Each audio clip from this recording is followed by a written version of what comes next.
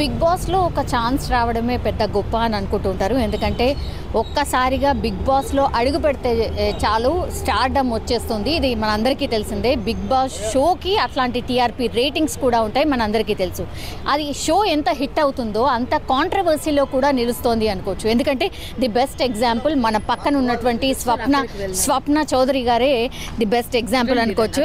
Yeah ma'am, అసలు issue ఏంటి అంటే మీరు బిగ్ బాస్ షో మొత్తం అయిపోయిన తర్వాత ఇప్పుడు ఎందుకని బయటకు వచ్చారు? బిగ్ బాస్ షో కంప్లీట్ అయ్యేంత వరకు థర్డ్ పర్సన్కి అసలు ఈ విషయం చెప్పొద్దు, చెప్తే నేను రిజెక్ట్ చేస్తారు అని చెప్పారు. సో డిసెంబర్ 17కి షో కంప్లీట్ అయిపోయింది. డిసెంబర్ 20కి నాకు అతను అమౌంట్ ఇస్తాడు అని ఒక అగ్రిమెంట్ రాశారు. సో లీగల్గా వెళ్తున్నప్పుడు అగ్రిమెంట్లో ఉన్న తేదీ వరకు నేను వెయిట్ చేయాలి కాబట్టి వెయిట్ చేశాను. సో ఆ తర్వాత జనవరి 6 వరకు వెయిట్ చేయమన్నాడు.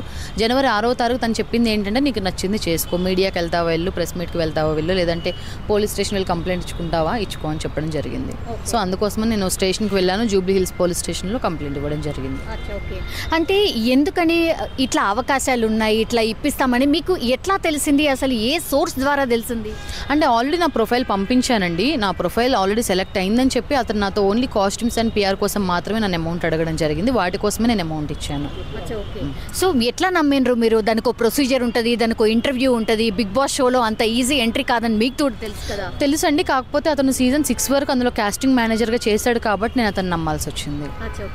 మరి ఎట్లా అనుకున్నారు? అంటే కాస్టింగ్ 6 వరకు ఓకే తను చేశాడు అని అనుకున్నాం, కానీ అంతకంటే ముందు మరి బిగ్ బాస్ షోలో ఎంట్రీ ఇచ్చిన వాళ్ళందరూ కూడా ఇట్లనే మోసపోయి ఎంట్రీ అయ్యి ఉంటారా? లేదండి. సో బిగ్ బాస్ షో వాళ్ళు ఎప్పుడు ఎవరిని అమౌంట్ అడగరు. నేను మళ్ళీ అదే చెప్తున్నా, నేను ఏదో బ్యాక్ డోర్ ద్వారా వెళ్ళాలని కాదు, నేను ఓన్లీ కాస్ట్యూమ్స్ కోసం అండ్ పిఆర్ కోసం మాత్రమే అమౌంట్ ఇచ్చాను. అది ఇప్పుడు ఏంటి ఫర్దర్గా మీరు ఏంటి లీగల్లీ ఎట్లాంటి ప్రొసీజర్ ఫాలో కాబోతున్నారు? అతను ఎవరైతే ఇద్దరు మిమ్మల్ని మోసం చేశారు అని అంటున్నారు కదా, మీలాంటి బాధితులు ఎంతమంది ఉన్నారు? ఇంకా ఒక 5 to 10 మెంబర్స్ వరకు ఉన్నారండి. సో వాళ్ళు కూడా మాట్లాడారు. వాళ్ళు కూడా నాకు తెలిసి మీడియా ముందుకు వచ్చి మాట్లాడే అవకాశాలు ఉన్నాయి. లీగల్లీ ఎట్లా ఏం ప్రొసీజర్? అదంతా అడ్వకేట్ అండ్ పోలీస్ వాళ్ళు చూసుకుంటారు సార్ వాళ్ళు.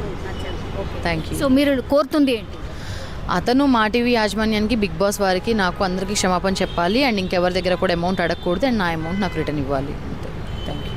యా, సో మొత్తం మీద అది తను కోరుతుంది ఒకటే. లీగల్లీ అయితే నా ప్రొసీజర్ నేనైతే ఫాలో అవుతున్నాను, నాకు న్యాయం జరుగుతుంది అని కూడా అనుకుంటున్నాను. ఎందుకంటే బిగ్ బాస్లో ఎప్పుడైతే ఎంట్రీ ఇవ్వడానికి నాకు లైన్ క్లియర్ అయిపోయింది, జస్ట్ కాస్ట్యూమ్ అండ్ పిఆర్ కోసమే అతను నన్ను అప్రోచ్ అయ్యాడు అని అనుకున్నాను, కానీ ఇంత మోసం జరుగుతుంది అని నేను కూడా ఎక్స్పెక్ట్ చేయలేదు అంటూ మాత్రం స్వప్న చౌదరి చెప్తున్నటువంటి సిచ్యువేషన్ మనకు కనిపిస్తోంది. కానీ బిగ్ బాస్ అయితే ఇప్పుడు వార్తల్లో నిలిచింది అని చెప్పొచ్చు. ఎందుకంటే ఇట్లాంటి మోసాలు కూడా ఒక బిగ్ బాస్ షో లాంటి దాంట్లో కూడా జరుగుతున్నాయా అనేది కూడా ఇప్పుడు క్వశ్చన్ మార్క్. దాని మీద ఇంకా రకరకాల క్వశ్చన్స్ కూడా రైజ్ అవుతాయి. మరి గతంలో తీసుకున్న 1 to 6 వరకు ఎవరైతే కంటెస్టెంట్స్ ఉన్నారో మరి అందులో కూడా ఇట్లనే మోసపోయిన వాళ్ళు ఎవరైనా ఉన్నారా లేదా తెలియదు.